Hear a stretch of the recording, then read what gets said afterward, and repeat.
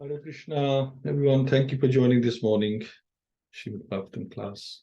O Sangha and attentive Japa. So we'll make a start as we're discussing in the group that now we're going to the lineage of Priyavrata. They are the children of Swayambhuva Manu, and he's the brother Uttanpad and Devhuti. So we discussed Uttanpad and Devhuti earlier, and now we're going to talk about King Priyavrata. So King Priyavrata was detached from worldly opulence, and then he became attached to his kingdom. But finally, he again became detached from material enjoyment and thus achieved liberation. Now, when King Parikshit heard about this, he was struck with wonder, but he was somewhat bewildered as to how a devotee with no attachment for material enjoyment could later become attached to it. Thus, in astonishment, he questions Shukadeva Goswami about this. So, somebody who's completely detached is like a sannyasi. How does he become attached to material enjoyment? In response to the king's inquiries, Shukadeva Goswami said that devotion service, being transcendental, cannot be deviated by any material influences. Priyavrata had received transcendental knowledge from the instructions of Narad, and therefore he didn't want to enter a materialistic life of enjoyment in a kingdom. He accepted the kingdom, however, at the request of such superior demigods as Lord Brahma and Lord Indra, the king of heaven. So it's not that he was attached, he was doing it as a duty. And this is how we should lead our life, that with family, with whatever we have, possessions we have, we use them as a duty, not because we are attached to them. It is, using them as in a service. Everything is under the control of the Supreme Personality of Godhead, the Supreme Controller, and everyone must work accordingly.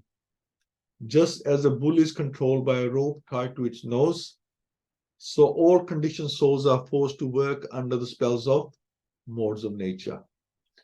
A civilized man therefore works according to the institution of Varna and Ashram, even in materialistic life. However, no one is free to act.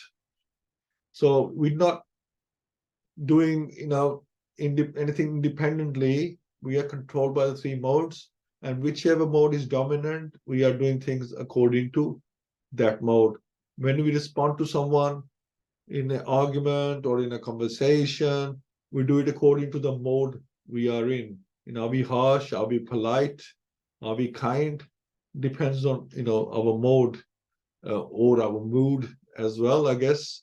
But so we are under control of the three modes of nature. Therefore, even if one artificially leaves home and goes to the forest, he again becomes attached to materialistic life. So this is according to, if you are in the mode of passion or ignorance, you'll be doing back again the things that you like doing. Family life is compared to a fortress for practicing sense control.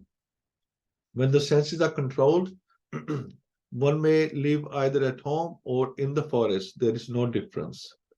So it's all about the internal, not about the external. It's more about the internal, how we are internally. Because that internal, you'll take with you everywhere you go. You can go to the best dams, you can go to places with the highest association, but if mentally you're not ready, then it will make no difference. You still do what you enjoy doing best. So let's pray. Om Namo Bhagavate Vasudevaya. Om Namo Bhagavate Vasudevaya. Om Namo Bhagavate Vasudevaya. Mukam Kroti Vachalam Pangum Langyate Green Yat Kirpata Mahamande Shri Gurundin Taranam Paramananda Madhavam Shri Chitaneshram Hariyam Tasat Narayanam Namaskritya Naram Cheva Narotamam Devim Sasvit Vyatam Tato Jeva Duriyat Nasta Plesha Babadireshu Nityam Bhagavad Sevya Bhagavati Uttam Shloke Bhakti Bhavati Neshtaki. So King Parikshit inquired from Shukadeva Goswami, O great sage, why did King Priyavrata, who was a great self-realized devotee of the Lord, remain in household life, which is a root cause of the bondage of karma or fruity activities, and which defeats the mission of human life? So, devotees are certainly liberated persons, therefore, O greatest of the Brahmins, they cannot possibly be absorbed in family affairs. So in Bhakti Rasmita Sindhu, it is said that by executing devotional service to the Lord, one can understand the transcendental position of the living being and the Supreme Personality Godhead. The Supreme Personality Godhead cannot be understood by any means except Bhakti. So Bhakti is the key to open this lock of understanding Lord Krishna himself. The Lord confirms this in Srimad Bhagavatam. Bhaktayam ekya graha. Only by executing devotional service can one appreciate me. Similarly, in Bhagavad-Gita 1855, Lord Shri Krishna says, Bhaktayamam abhijanati. Simply by discharging devotional service, one can understand me. So Krishna repeats this again and again in various verses. He reminds us that if you want to know me, then know me through bhakti. Thus, for a bhakta to become attached to family affairs is impossible, since a bhakta and his associates are liberated. Everyone is searching after anand or bliss, but in the material world, there can never be any bliss. It is only in devotional service. Attachment for family affairs and devotional service are incompatible. Therefore, Maharaj Parikshit was somewhat surprised to hear that Maharaj Priyavrata was simultaneously attached to devotional service and to family life. Elevated Mahatmas who have taken shelter of the lotus feet of the Supreme Personality Godhead are fully satiated by the shade of the lotus feet. Their consciousness cannot possibly become attached to family members. So Srila Narottam Das Thakur has sung Nitai Padikamala, Koti Chandra Shushitala, Yeshaya Jagat Judaya. He described the shade of the lotus feet of the Lord Nityananda as being so nice and cooling that all materialists who are always in the blazing fire of material activities may come under the shade of his lotus feet and be fully relieved and satiated. The distinction between family life and spiritual life can be experienced by any person who has undergone the tribulations of living with a family. Okay. One who comes under the shelter of the Lord's feet of the Lord never becomes attracted by the activities of family life. As stated in Bhagavad-Gita, Param Dristva Nivartate, one gives up lower engagements when he experiences the highest taste. Thus one becomes detached from family life as soon as he comes under the shelter of the lotus feet of the Lord.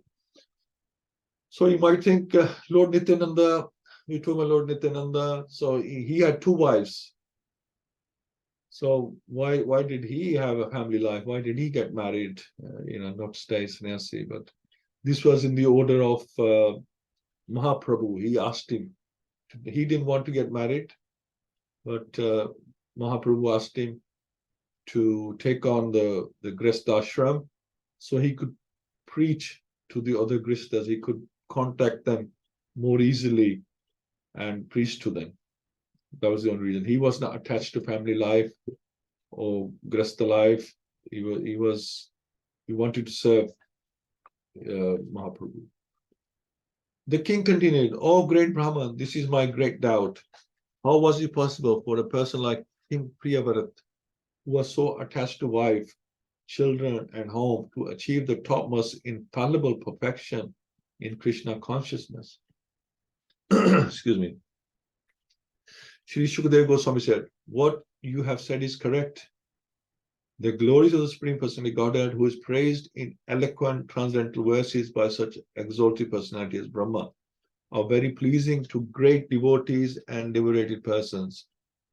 One who is attached to the nectarian honey of the Lord's lotus feet and whose mind is always absorbed in its glories will sometimes be checked by some impediment, but he still never gives up the exalted position he has acquired. So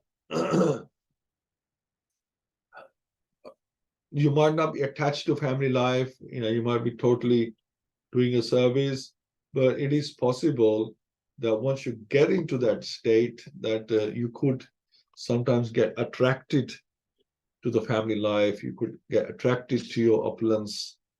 But in this case, it's mentioned that, if you are a serious devotee, then you don't get attracted to these things. You can see the difference, actually, of the you can see the difference between spiritual and material life. You can see all the impediments or the tribulations that are involved in that. So you never get attracted to that. According to Srila Vishwanath Chakravarti Thakur, there are two kinds of impediments to devotional service. So now we're talking about those impediments to devotional service. The first is an offense to the lotus feet of Vaishnava. So even devotional service has impediments. And first is the offense to the lotus feet of a Vaishnava. This is called Vaishnava Prad. Sri Chaitanya Mahaprabhu warned his devotees not to commit Vaishnava Prad, which he described as the mad elephant offense. When a mad elephant enters a beautiful garden, it destroys everything, leaving a barren field. Similarly, the power of Vaishnava Prad is so great that even an advanced devotee becomes almost devoid of his spiritual assets if he commits it. So it's like an elephant cleans himself thoroughly and then goes and lies in the mud again and is back, back to where he started. So it's like that. We purify ourselves, but if you commit Vaishnava Prad, you're contaminated again. Your bhakti is checked. Similarly, the power of Vaishnava Prad is so great that even advanced devotee becomes almost devoid of his spiritual assets if he commits it. Since Krishna consciousness is eternal, it cannot be destroyed altogether, but advancement may be checked for the time being. So this is really interesting because we see in, I think, verse number 2.40, where Krishna mentions that whatever you do in spiritual life is eternal. Okay, and he goes with you to the next life, right? So, but here he says the Vaishnava Prad, your spirituality is checked, but it's explaining that whatever spiritually you have done, that remains, but your advancement is checked. So this is interesting because this question is in my mind as well, because there's a subject called spiritual bankruptcy, and I thought that spirituality, anything you've done in spirituality is with you forever. So how can you become spiritually bankrupt? But actually, it's talking about it's talking about advancing, that your account will just stop there. You won't be able to advance further. Thus, Vaishnava Prad is one kind of impediment to devotional service. Sometimes, however, the Supreme Personality Godhead or his devotee desires to impede one's devotional service. So, for example, Hiranyakashipu and Hiranyaksha were formerly Jay and Vijay. So they were great devotees of the Lord, the gatekeepers in Vaikuntha. But by the desire of the Lord, they became his enemies for 3 lives. So we all know the pastimes of that. Thus, the desire of the Lord is another kind of impediment. But in both cases, the pure devotee, once advanced in Krishna consciousness, cannot be lost. Following the orders of his superiors, Swayambhuva and Lord Brahma, Priyavrata accepted family life, but this did not mean he lost his position in devotional service.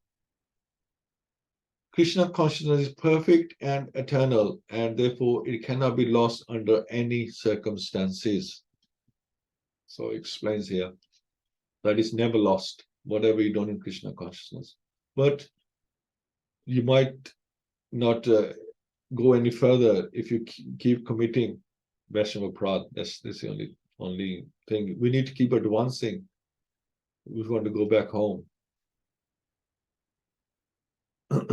There may appear to be many impediments, yet Krishna, the Supreme Personality of Godhead, declares in Bhagavad-Gita, Konteya prati janahi name bhakteya panashati. Once one has taken shelter of the Lord's feet of the Lord, he cannot be lost. So Krishna helps you, but you have to make that choice as well. By the order of the Lord, a perfect devotee sometimes comes to this material world like an ordinary human being. Because of his previous practice, such a perfect devotee naturally becomes attached to devotional service, apparently without cause.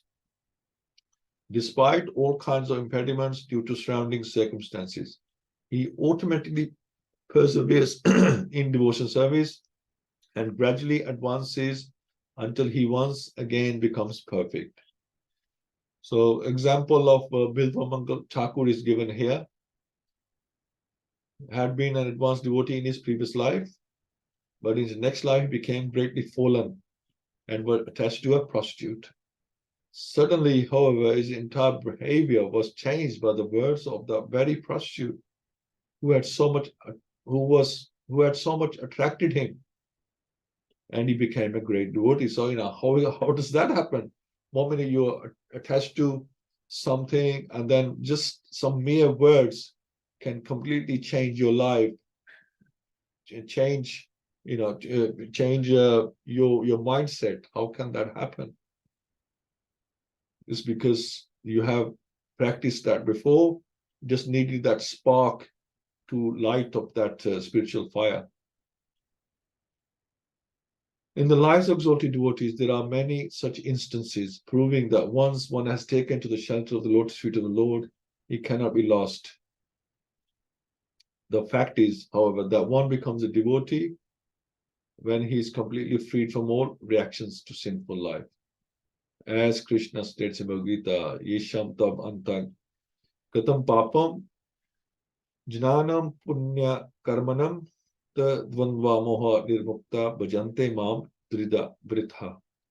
Persons who have acted piously in previous lives and in this life, whose sinful actions are completely eradicated and who are freed from the duality of illusion, engage themselves in my service with determination. On the other hand, Prahlad Maharaj said, Mati na Krishna pratha svatova mitho vipadyate graha vritanam.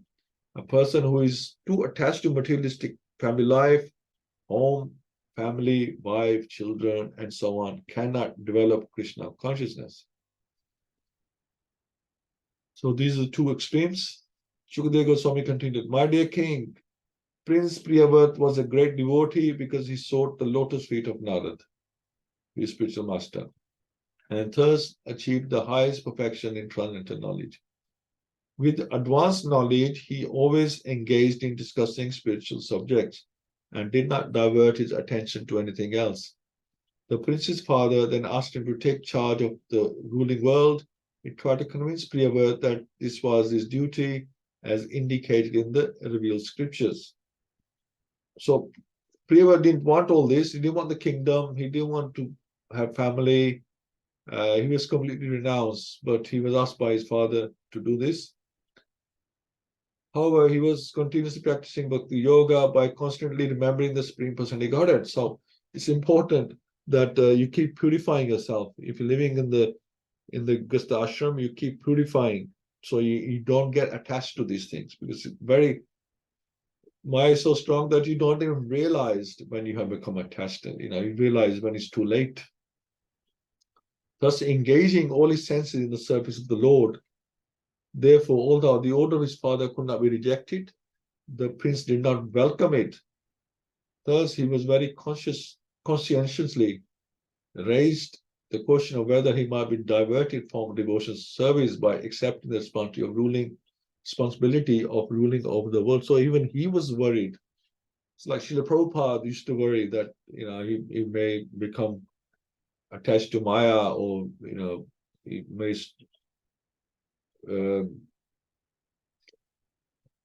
he wanted Krishna, he wanted nothing else, but sometimes, you get worried that you might want something else, but, you say that, Krishna, let me always serve you, give me your association. So when Priyavrata's father, Swayambhuva Manu, requested him to accept the responsibility of ruling over the world, he did not welcome suggestion. This is the symptom of a great liberated devotee. Even though engaged in worldly affairs, he does not take pleasure in them. So that's the key. But remains always absorbed in the Lord's service. So this is the greatness of Srimad Bhagavatam. Is telling about somebody else, but it's referring to us, that's how, by setting example, that should be our behavior. So while serving the Lord, he deals externally with worldly affairs without being affected. For example, although he has no attraction for his children, he cares for them and educates them to become devotees. Similarly, he speaks to his wife with affectionate words, but he is not attached to her. By rendering devotional service, a devotee acquires all the good qualities of the Supreme Lord. So whether your wife or your husband, that don't be too attached to each other. You serve each other the best you can, but you're not attached to them. That they are everything. They are the center of your world, and there's nothing else. By rendering devotional service, a devotee acquires all the good qualities of the Supreme Lord. Lord Krishna, and now is given obviously we can't we can't copy God himself, but it says here that Lord Krishna had 16,000 wives, 16,008. All of them were very beautiful, and although he dealt with each of them as a beloved husband, he was not attracted or attached to any of them. In the same way, although a devotee may enter family life and act very affectionately towards his wife and children, he is never attached to these activities. So it's also very important that the husband and the wife and the children, they are all devotees of the Lord. Otherwise, there be conflict, because the wife will constantly ask, that am I not the most important thing in your life? Or the husband may ask his wife, who's a devotee and he's not, am I not the most important person in your life? But if they're both devotees, then they know who is the most important person in their life. There'll be no argument about it. They know that they help each other for that most important person, which is the Lord himself. This verse states that by serving the lotus feet of his spiritual master, Prince Priyavrata very soon attained the perfectional stage of Krishna consciousness. This is the only way to advance in spiritual life, as stated in the Vedas. Yasya deva parabhakti yatha deva tatha guru teshyate katitha hi artha prakshante mahatmanha. If one has unflinching faith in the Supreme Lord and the spiritual master, the essence of all Vedic knowledge is revealed to him. A devotee always thinks of the Lord continuously while chanting the Hare Krishna mantra. The words Krishna and Hare immediately remind him of all the Lord's activities, since his entire life is engaged in the service of the Lord. A devotee cannot forget the Lord at any time. So always remember Krishna, never forget Krishna. That is the motto. That is the process we follow. Just as an ordinary man always engages his mind in material activities, a devotee always engages in his mind in spiritual activities. This is called Brahmashastra, or meditating upon the Supreme Lord always. Prince Priyavrata was perfectly initiated into this practice of given by Narad Muni, Sri Narad. So thank you so much. I think the lesson is quite clear, what we have to do and how we should behave, how we should think while living in our Swadharma life. So we have a Swadharma and we have a Sanatan Dharma, and we have to follow both. But our attachment should be to our Sanatan Dharma. and our duty should be to both Swadharma and Satdharma. So thank you so much, Hina Mataji, Shani Mataji, and Prem Kash Prabhu, Madhav Shamsundar Prabhu, Praveen Mataji, and Sarvashriya Gopi Mataji. Thank you all for joining, and want to hear what you understand from all this. So if you'd like to add something, please. Like to hear from Sarvashriya Mataji. Mataji, what do you think about this pastime? Or what the Srimad Bhagavatam is telling us? What is he trying to tell us, Mataji? Hare Krishna. Sarvashriya Mataji. Hare Krishna. Very nice program today. I won't be able to say anything because I'm not feeling very well, but I just had to attend the morning after some very strong tablet and I'm not feeling too well. So I'll just probably next time I'll say something. Thank you.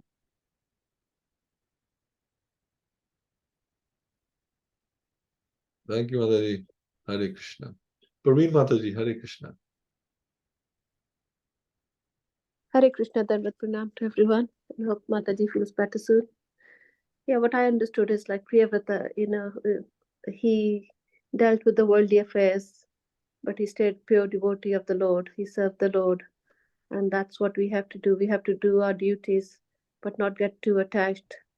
So we have to serve our family, our children, our husbands, but not getting attached to them, but to see them as the devotee of the Lord and serve them in that capacity. So it helps if the whole family is a devotee. Otherwise, like you said, it will be a problem.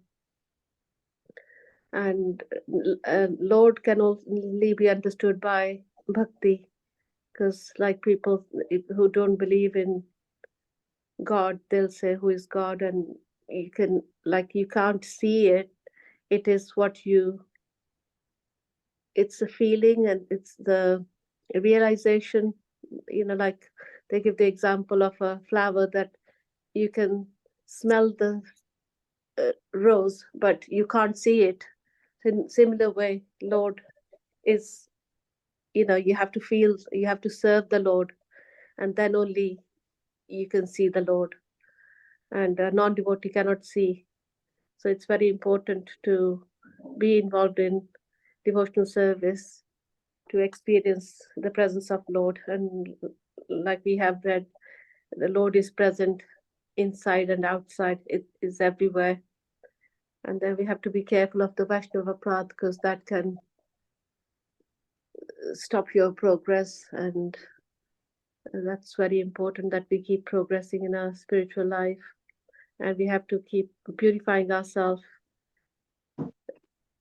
by engaging, ourselves in the devotional service, so that we don't get too attached to our family life. Yeah, the main thing is just to stay under the lotus feet of the Lord, serve Guru. Hare Krishna, Prabhuji. Thank you, Mataji. Yeah, it shows the importance of chanting every day, doing serving the deities every day, doing some kind of service. It just shows, and reading, of course, just actually this it just shows how important to do all these things, so we keep connected to God. And then it's also important that the family, at least we try to subtly engage the family as well. So instead of being a hindrance that they and an obstacle in your bhakti, they become your associates, and you practice together. So these are the key things that come out of this reading, isn't it? So Yeah, now I heard Amrendra Prabhu's class.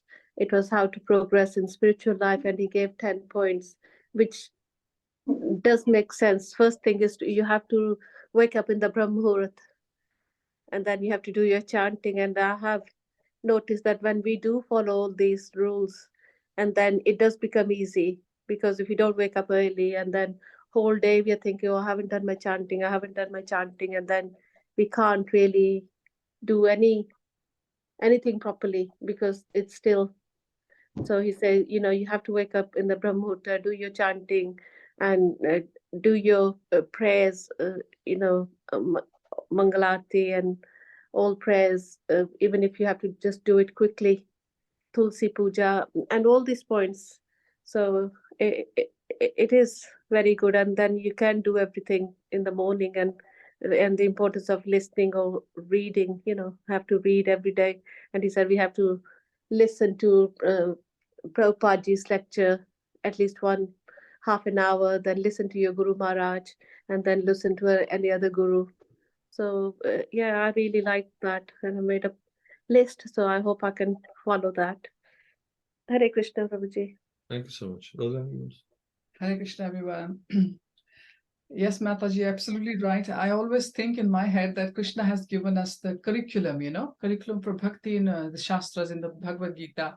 And like you said, that if we have chanted in the morning, chanting is like, the vitamin pill, the extra supplement we have in the morning for our bhakti in the morning.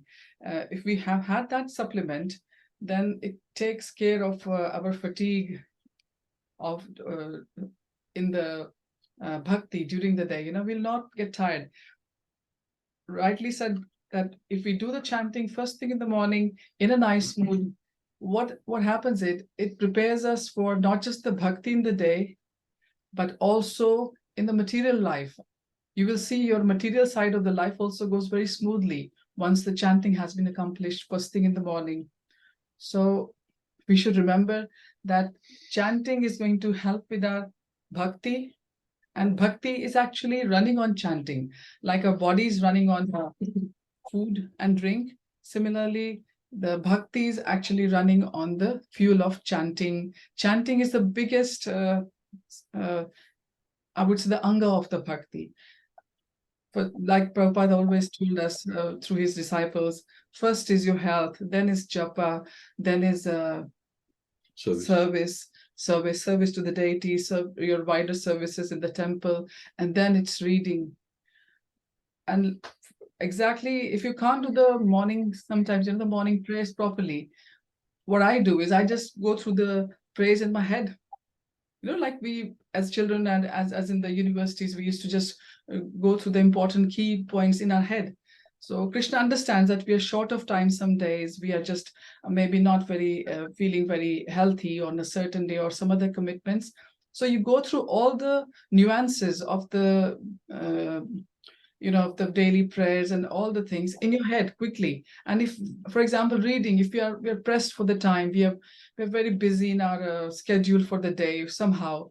So what you do is listen to the lectures, listen a little bit extra that day. So that compensates for the reading, or just go through the notes perhaps you made sometimes. What we do, I've seen for myself, I'm taking from my own example, that I do make notes, but I always think that, do I go through them again? You don't. So you go through your notes again. If you are pressed for time, you haven't got time for reading, just have look at some bullet points you made some times ago, and then you condense those points again into shorter. So you have solid realizations for that particular chapter or particular canto in your head. So we can do everything. There's enough hours in the day. It's just that we have got excuse because we have got material body. So we have got nice excuses all the time. So everything can be done nicely. Krishna has given all the facilities to us. But of course, association is topmost. If we lose it, like we didn't have Sangha for 2 weeks, I have missed it. I'm sure you also have missed it, all of you. Because it becomes part of our that particular day of that. Like Friday is like, after chanting, yes, we are going to have a little Sangha. And yes, this is association. So association is the key. Like we say, man is known by the company he keeps. And I think in the devotional service also, we will be known by the kind of devotees we associate. Are we associating with the devotees who want to progress in their sadhana? So yes, nicely put by you, Mataji. Hare Krishna. Hare Krishna. Thank you so much. Hina Mataji. Please accept my humble obeisances. All glories to Prabhupada. Hari Bol, everyone. Such nectarian points made by everybody. Thank you, Mataji's lovely, lovely points that I've noted down in my head now. So I think everything was covered in terms of what I wanted to say.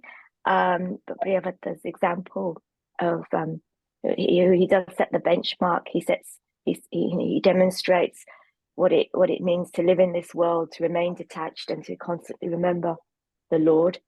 Some very nice points around devotional service, which have already been made, which basically is in summary that, you know, in order to, you know, the only process to know the Lord is through devotional service. That's the only method, and through chanting, which is also part of the devotional limb. You know, and it's the only way that we can become free of all our anxieties and the miseries of material mind, of material life. Sorry. And it's also, I was just thinking about how, you know, a measure of how devoted we are, and how we're progressing in our spiritual life is kind of looking at how attracted are we to the Lord, to Krishna, or how attracted are we to Maya. You know, this is almost like a barometer of our spiritual progress. And then the nice points around Vaishnav aparadh, and how as spiritual progress is checked if we make Vaishnav aparadh.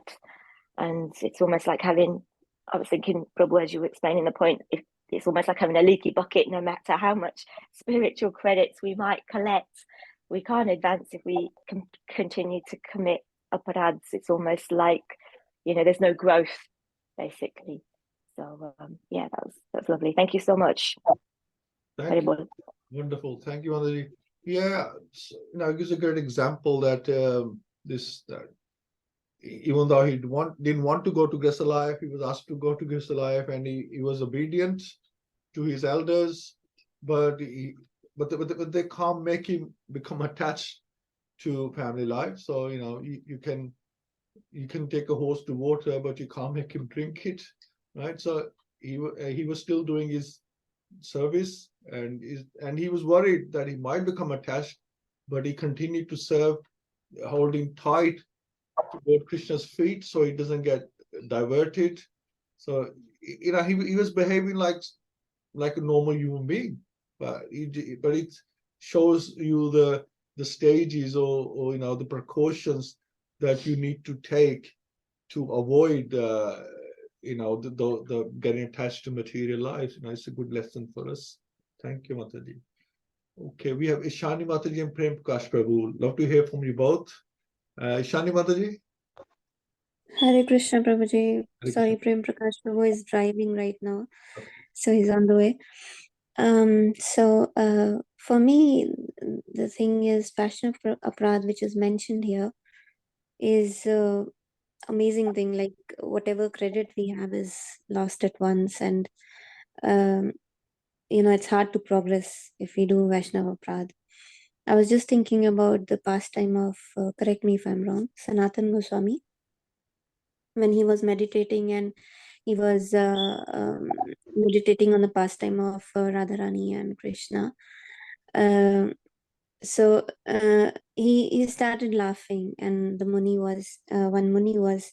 Rishi was going in front of him, and he thought that he's laughing at him because he couldn't walk properly.